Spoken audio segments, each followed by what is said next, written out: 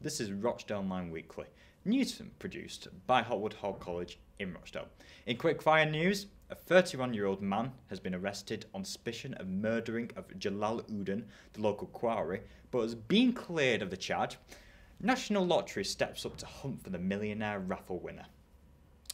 Council tax to increase by 3.6%. RBH boss says Lower Failings estate has been branded unfairly.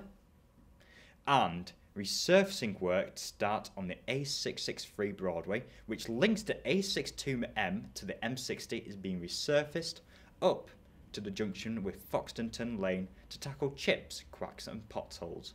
Work starts on Monday the 22nd of February. The work will take place between 10 p.m.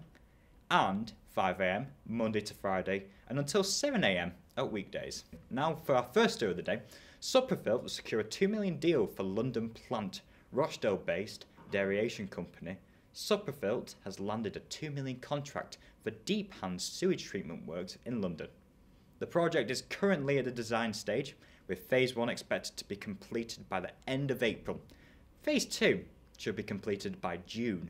The project due to be finished completely by June 2017. Borough members Sapid Richard Joe Royal and Fusilier Conrad Cole from the Gulf War. Sapid Richard Joe Royal and Fusilier Conrad Cole, two soldiers from Rochdale who made the ultimate sacrifice in the Gulf War. They'll be remembered during a remembrance service to be held at Rochdale Cenotaph exactly 25 years after the bloodiest day of the war. Almost 54,000 British troops were deployed and faced danger in the deserts of Saudi Arabia, Iraq and Kuwait, and 47 made the ultimate sacrifice. The remembrance service will be held on Friday the 26th of February at 5 p.m. at Rochdale Cenotaph. Revealing the Roach project in the running for a national award, the scheme to reopen the River Roach in Rochdale Town Centre and reveal its historical bridge, which has been hidden for more than a century, has been shortlisted in the Heritage category of the 2016 Royal Town Planning Institute's Planning Excellence Awards. Anger over offensive Times sex grooming town headline. After a horrific murder of Rochdale imam, the Times has caused an avalanche of anger by headlining an article about the horrific murder of Rochdale quarry Jalal Udin as imam beaten to death by sex grooming town.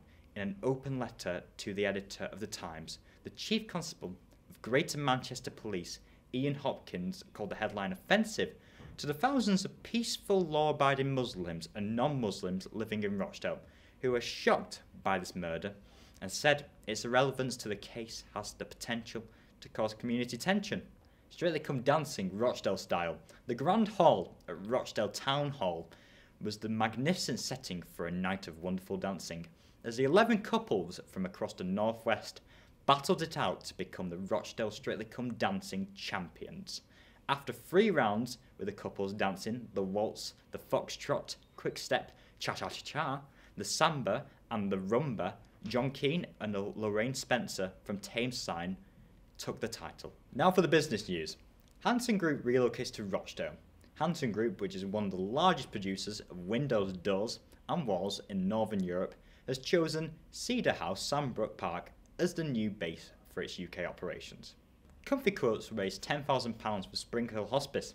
When Spring the Hospice Frog went along to Comfy Quotes in Middleton last week, he was in for a big surprise. A cheque for £10,000. Staff at both Middleton and Wilmslow depots of bedding manufacturers, Comfy Quotes became a fundraising dream for Spring Hill Hospice when they chose to support the Rochdale Palliative Care Facility throughout 2015.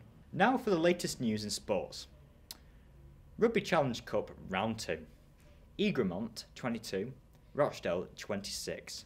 Mayfield booked a place in the third round of the Challenge Cup, courtesy of a great performance against professional opposition in Cumbria.